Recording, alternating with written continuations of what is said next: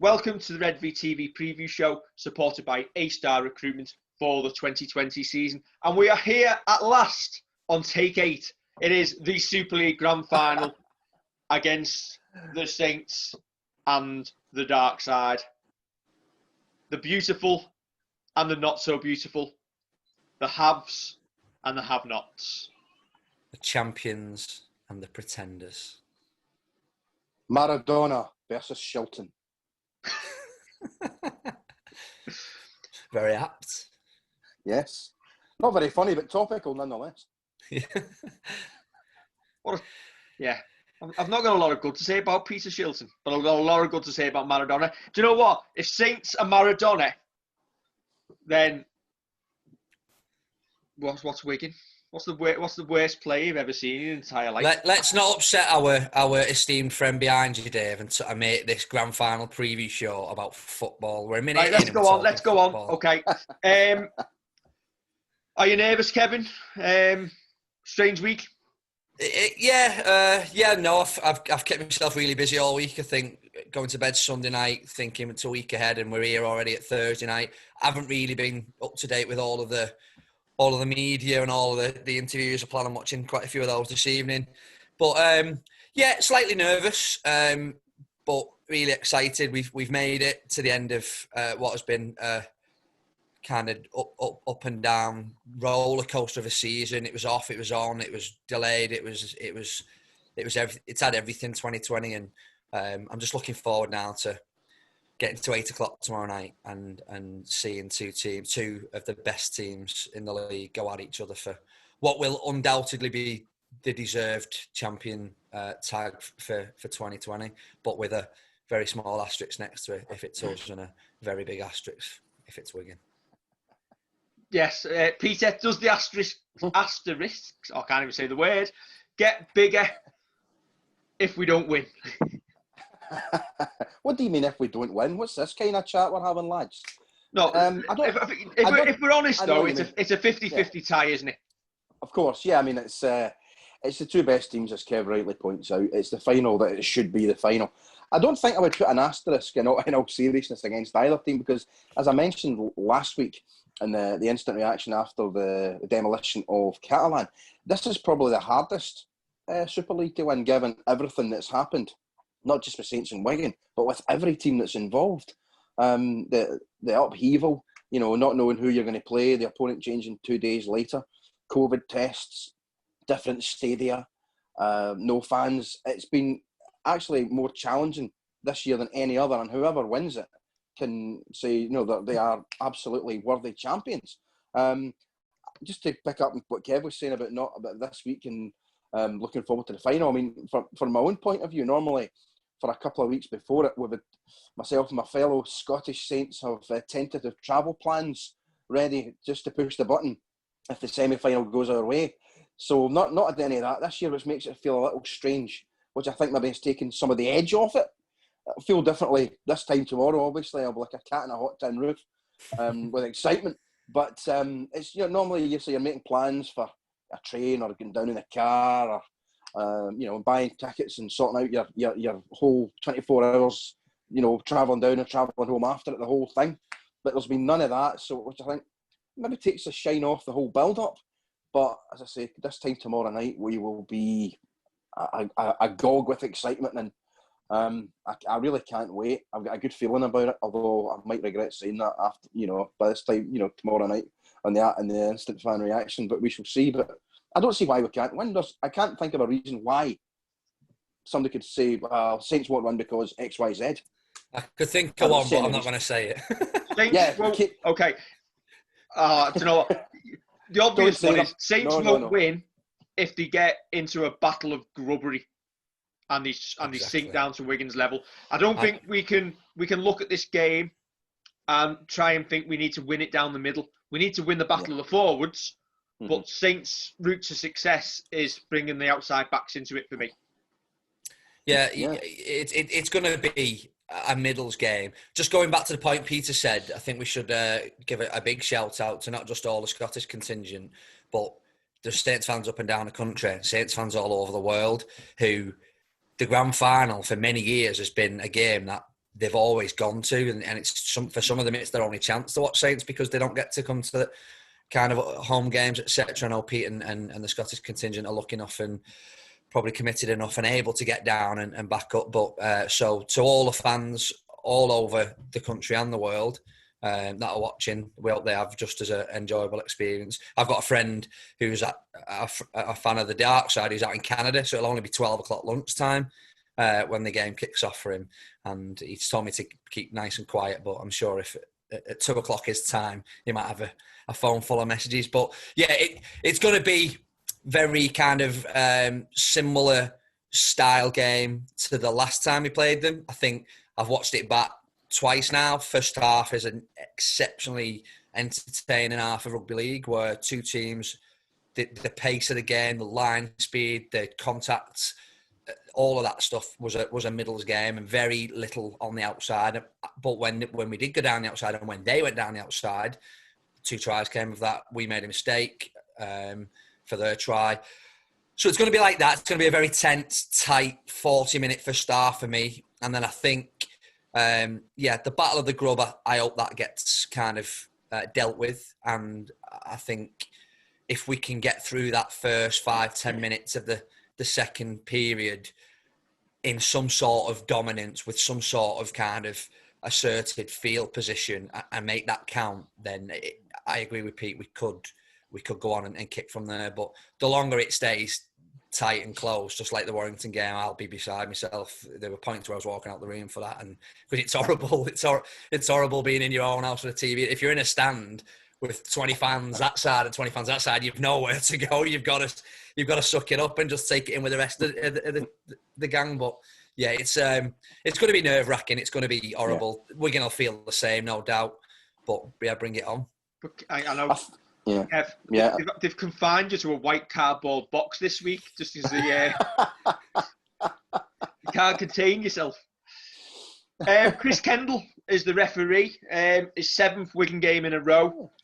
I think that's a really good thing, a real positive. In fact, obviously, because he'll have been able to study at close quarters Wigan's tactics week in, week out. So we should see a nice open game, proper 10, a quick play the ball, which is just what we need. Am I detecting a hint of sarcasm there? No, not at all. Sarcasm, not at all. Right, okay. Well, I hope you're right for a start, because we don't want a final dominated by a refereeing decision or a referee deciding that there's going to be a very shallow 10 metres. There's going to be slow play the balls. They should let both teams play equally.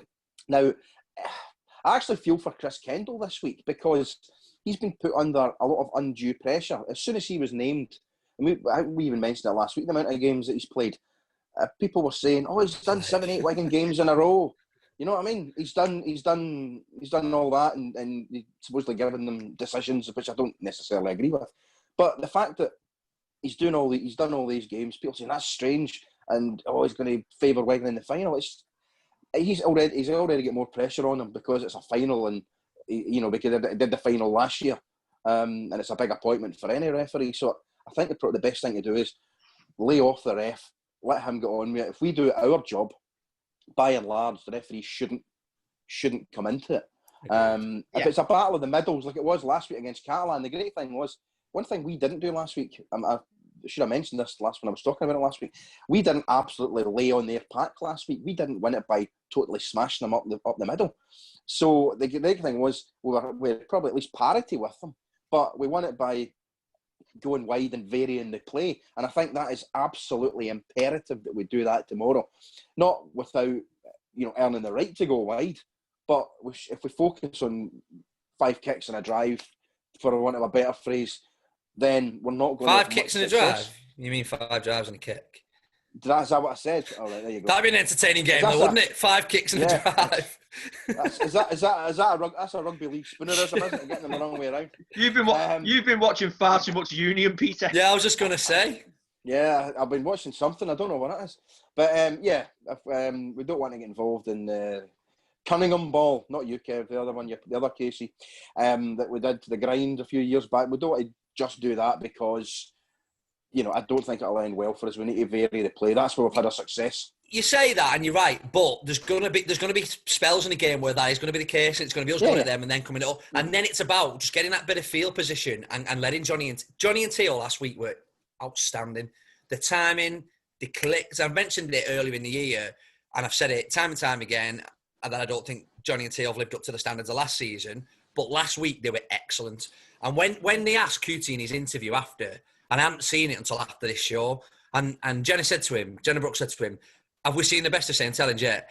And he just had something in his laugh and in his smile where he looked at her as if to say, no, we've got a trump card. We haven't played our trump card yet. And if our trump card's Johnny, Teo and him, we're going to be in for a long night. As long as it's not Rudy Giuliani. but if that doesn't click, then that's where, for me, we don't dominate. You look at the Leeds game, 48-0. All three of those had great games. You look at where we've had games where we've probably not had it all our own way.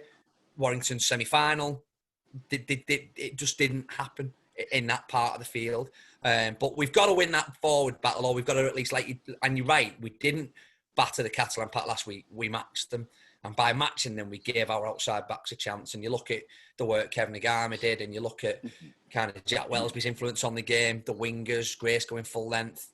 But yeah, and for me, I think first tries are forward, and then you're looking at your outside backs as your last try bit, I reckon. Is it fair to say that tomorrow night, any result is possible? Wigan could come out and smash us. It could be the tightest grand final ever. Or we could suddenly go off on one and put 40 or 50 on them. It's just, they're them sort of games, aren't they? If one of these two teams is on it, then anything is possible. I think so. I mean, I think the most likely option is a very tight game. Though don't get me wrong, it would be nice to sit with your metaphorical cigar with 20 minutes to go and Saints with a 30-point lead. That would be glorious. No, I don't think either of us will predict that. Not even you, Dave, with your propensity for huge margins. But we'll see. Well, sounds promising. Stay tuned, people. But I think it will be tight. I'd love to have a massive league in the last 15-20 and not being worried about the outcome. But I rather suspect that won't be the case. But any result is possible. Someone gets a lead and the other team has to start throwing it around to try and get back into it, taking risks. It can either go for you and you can back into it, or it goes even worse and it ends up being a bit of a shellacking. But I suspect it's going to be very, very, very tight. The three Saints Wigan grand finals, all right, over the last 20 years, there's been doing it, and this is the fourth one. But the combined score is Saints +9 in the three of them. So you're talking an average of 3 points, not even a try. Although very different personnel, it does give a guide to how the game's going to go, I think. And it's, I'm anticipating a long night. I'm anticipating pacing up and down the living room, shouting and swearing at the telly. Everything that Kev will probably doing in triplicate. Absolutely. But listen, that's what grand finals are meant to be. They're meant to be games where, it's tight right up to the end. Like last year against Salford, I never for a moment felt nervous in the slightest, and that's not to put any disrespect on Salford. I just had absolute confidence in the team that we were going to be far too good, and that's how it proved. But I don't think that'll be the case tomorrow. I think both teams are evenly matched, and it'll come down to who gets their plays right on the night, who makes the most meters, whose discipline and defence is that bit smarter. Do you know what? I'm not as nervous at all as I was last year. I think last year we were well overdue a Super League crown, but we've got it under our belts, and I think, I don't know, maybe we've had the years where we've won and we've lost. I think we all understand that's part of the game.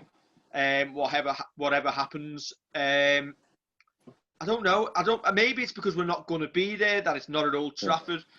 It's not been a normal season. For me, I'm not as nervous as I was last year, where we felt that we had to do it. And if we didn't, it would have been probably one of the biggest psychological blows this club has ever had, to fall at that hurdle, given how dominant we were.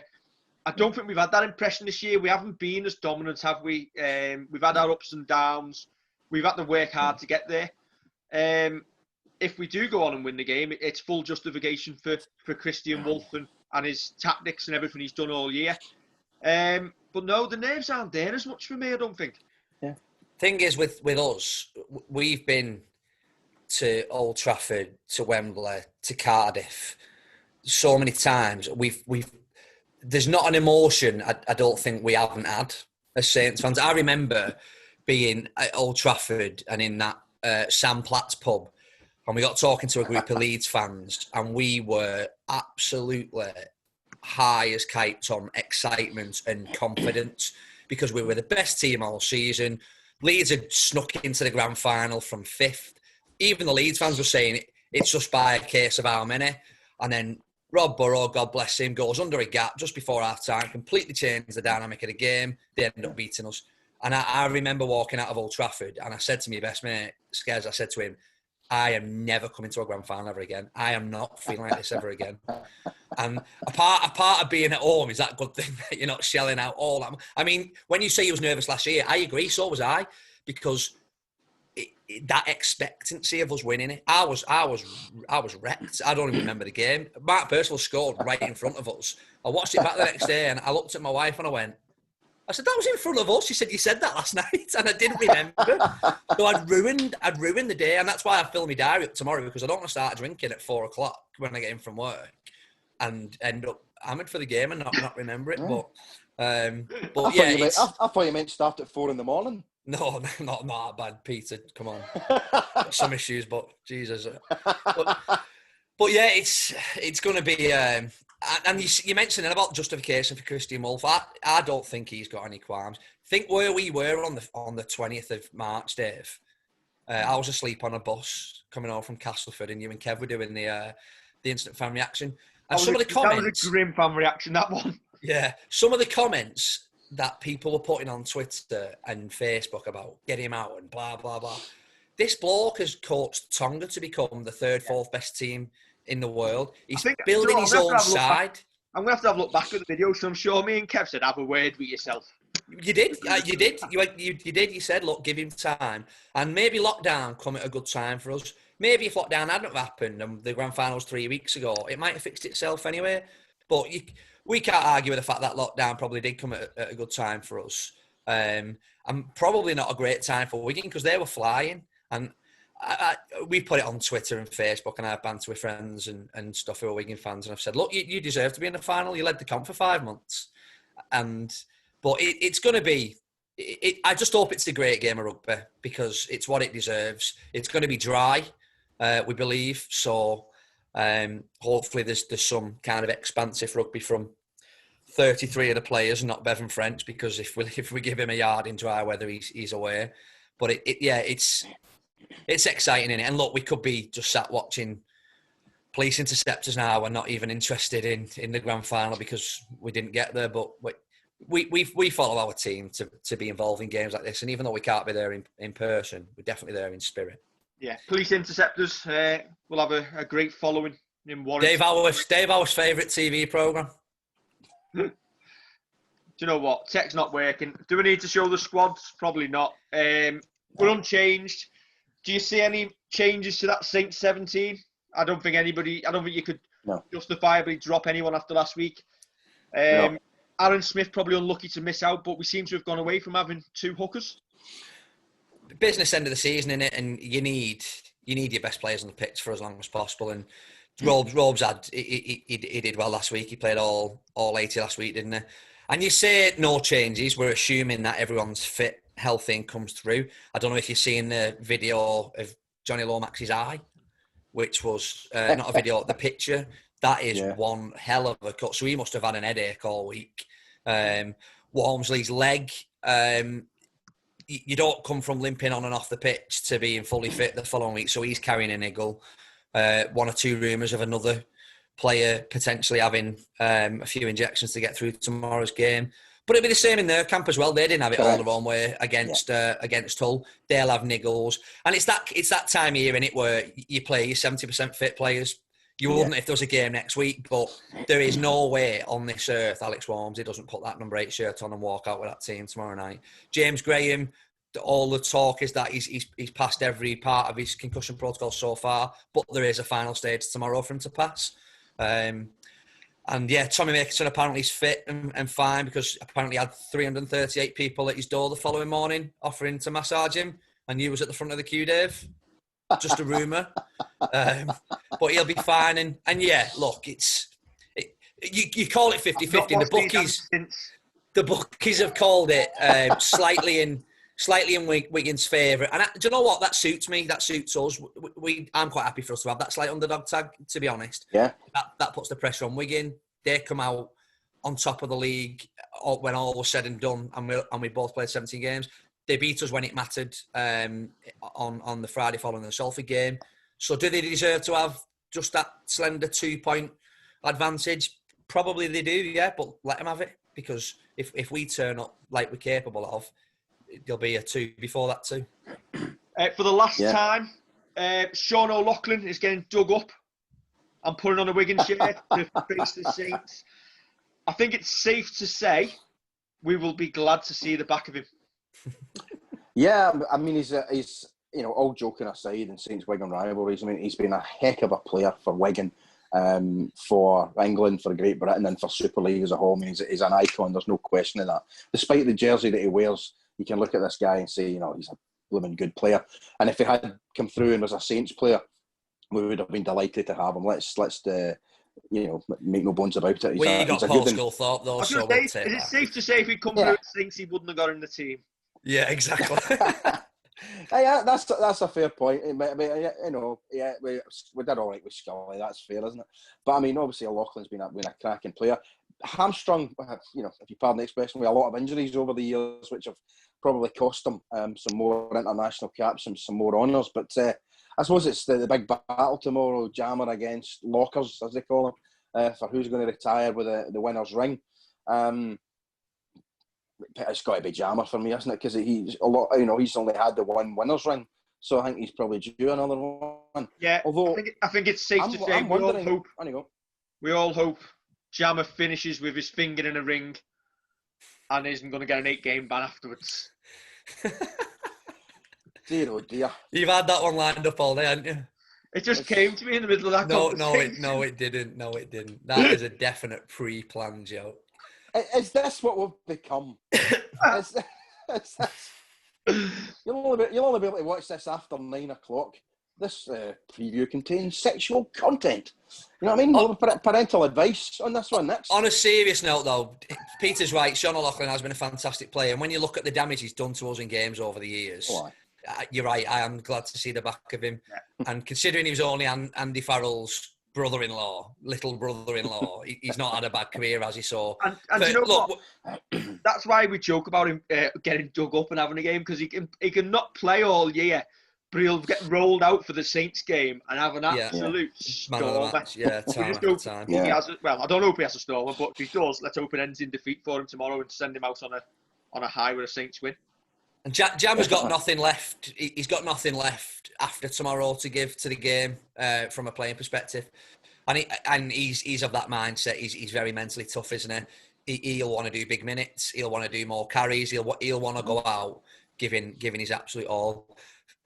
I think we need to be one of the real points of contention for me for tomorrow, from Christian Wolf's perspective, is the way he manages our interchanges.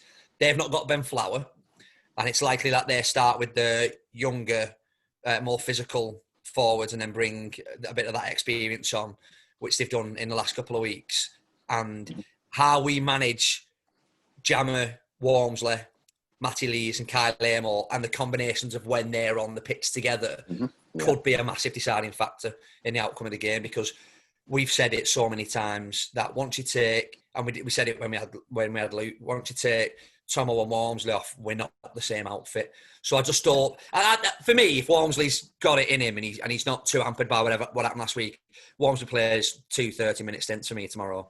And does big minutes and he'll want to. So will Jammer, so will Matty Lees, so will Kyle Amor, so will all of them. They'll all want to get out there and play as much as they can. I really hope Dom gets the opportunity to get back out there with Zeb again and with the boys and contribute to some sort of success. I'm debating a cheeky last try bet on Dom Peru, but yeah.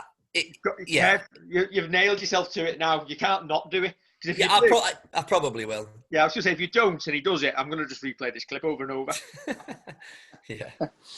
Yeah, talking about the team, I thought you were going to end up saying what my thoughts would be is that we don't start both Big Al and Jammer together.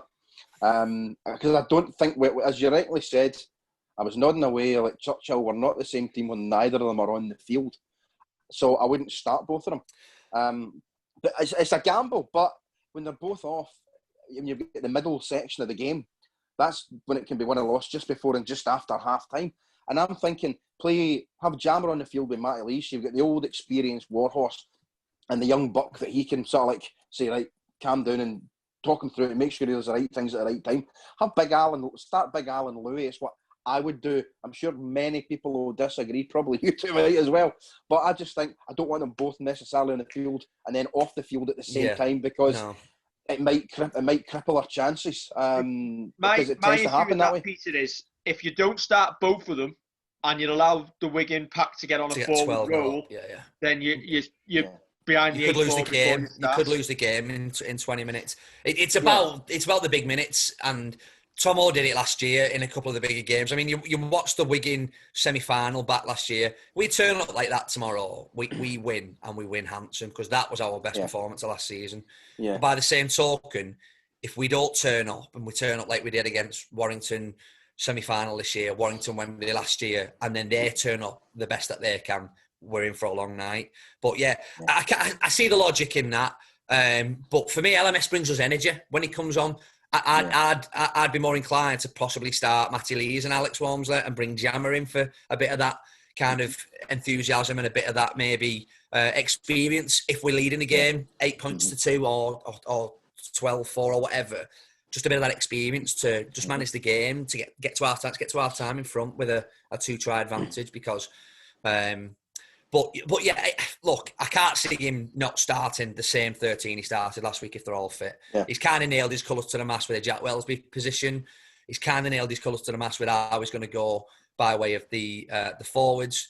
So for me, I think he does start Walmsley and Jammer, but I reckon when Jammer goes off, we just need Matty Lees or LMS to come in, get into the game 10 minutes, and then let Walmsley go and have his rest and then manage them a bit more acutely that way. Yeah, I mean, I do agree. I don't think he'll make a change to the start 13 or the bench. It's just, that's my only concern, is that, especially with both of them being doubts as well, Big Al and Jammer after last week, and they might not, if both of them aren't 100% to start with, and they don't necessarily get off to a flyer, and they don't have the impact that they normally have, then there's even more pressure on Louis, Kyle Amor, Matty Lees coming off the bench as well if we're maybe behind. It's tricky, and that's why Christian Wolf gets paid the big bucks to make the big decisions and why we can sit here and talk nonsense without any consequences. Yeah, Ben Flowers a big loss for them as well. I mean, Joe Green was back from his ban, but I'm not concerned about Joe Greenwood being in that team, that squad ahead of Ben Flower. I think that weakens them. Sam Powell's back, but hasn't trained for almost 2 weeks because of a COVID scare, a test and trace situation. So, but he's young, fit, great player, England Knights captain. He'll get through the majority of the game at 9, I'd imagine, with no issues. But if it's a tight game, Sam Powell's in at 9 in the last 20 and Robes is still on the pitch, I know where my money would be. So there's all sorts of one-on-one battles. You look at Nagama and Gildart and Hardacre and Wellesby, and maybe not in that match-off, but the centres battles, the wing battles, the two battles of the full-backs, the battles of the 6s and 7s. It is relatively equal all over the park. There's no team can say we're miles stronger than you in that area, or vice versa. So it's interesting. Tell you what, for the neutrals, it'll be a great game, and I'm sure they've got the beers on chill already to settle into a good game of rugby league. Yeah, I think they might target Jack Wellesby and Regan Grace down that side. But perhaps, in terms of high bombs or even just kicking in behind for them to chase back so that Regan doesn't get a chance to cause any damage. All his carries are from his own 20. But I think defensively they'll run at them and they'll put high kicks on both of them. So there's a lot of pressure there on perhaps either Lachlan Coote or Johnny Lomax to get over there or Zeb to push over and give them some. Jack Wellesby did himself no disrespect at all last week. He was great. Outstanding. When you watch it back as well, and you look at the work he does. There was a shepherd earlier on for Regan to collect the ball, and he's learning. He's picking that up. Mark Percival does that. He does that so kind of overtly, doesn't it? That he sometimes gets penalised for it. Oh, yeah. But Jack Wellesby's learning those little tricks and stuff now as well, and that's why when you have the debate about Wellesby and Sim, and I really like Josh Sim, I really do, and I think he's going to be a great talent for us. But I just think that experience. Wellesby played in a World Club Challenge. Tomorrow's a massive game, and Josh Sim could be overawed by that. I'm not saying he would. I'm saying he could, but we know Jack Wellesby's dealt with situations like that previously. I hope Jack has another good game tomorrow. I really do. Right, he looks a lot more streetwise now, doesn't he? So it's I think he'll be all right tomorrow. Before time runs out, then boys, it is prediction time. How many are you taking Wigan by? Never. No. Go on, Kev. You first. I'll go. What is that? Because I got it exactly right last week. 46 points. You just cool. Yeah. I'll go. I'm going to go Saints by 8 or 10. 22-14. No, I'm going for it a lot tighter. It'll be a real nervy one, a real tune the nails right to the last minute. Saints by 4. Yeah, I just don't see it, to be honest. I don't know. So I think I'll have to go for Saints 34-12. Let's hope that is the case. That would be sweet. Do yourself a favour, Dave. Stick a couple of quid on that. Listen, we've got to stick it to them at some point. I think we're a lot more nervous because we didn't perform the other week. But Wigan beat us the other week, and I don't think we give our best. We didn't show our best at all. Agreed. And I think that was Wigan's best. I think our best turns over Wigan's best every single time. The best is yet to come. Isn't that a song? Well, it was. You've just ruined it, but thanks anyway. If we win, I'll let you come on with a song at some point. Fantastic. But listen, we could equally get battered by 25, 26 points as well, couldn't we? So it is what it is. Let's end on a high. That'll be smashing. Lovely. We'll end on a high. Come on. High is Kev has joined us. Yeah. Super Kev. We love you. 2 super Kevs, he says, ingratiating himself. Why is the other one? Right. Don't forget to like, share, and subscribe. Keep your fingers crossed. Say a little prayer. And hopefully the trophy will be returning back to the Totally Wicked Stadium for another year. Catch you soon. Alexa, play The Saints Are Coming. The Saints are coming by U2 in Green Bay. Cut it. Woo! Technology trend. Last week, though, I got loads of comments on, bloody hell, Kev, you just set me Alexa off. You still recording? I know it is. I'm going to put this out. Catch you soon.